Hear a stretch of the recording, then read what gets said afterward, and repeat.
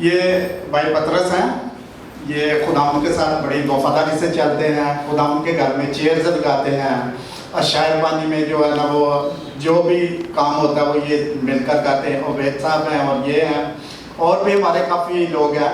तो ये पिछले थर्सडे इन्होंने दुआ करवाई थी कि इनके फादर को जो है ना हार्ट की प्रॉब्लम थी और उनके कुछ जख्म भी था ऐसा जो वो ठीक नहीं हो रहा था। तो चोट आई थी और ठीक नहीं हो रहा था। तो लेकिन जब इन्होंने दुआ करवाई है, पिछले ये थर्सडे की बात है, तो आज वो कह रहे हैं कि उनकी हार्ट की भी सब कुछ ठीक ओके है और उनके जख्म जो था ना उसके भी टांके खुल गए हैं। तो खुदावंद ने जो है ना हमारी दुआओं को सुना और उसका जवाब दिया। तो ये किसके नाम को जलाल मिलता है?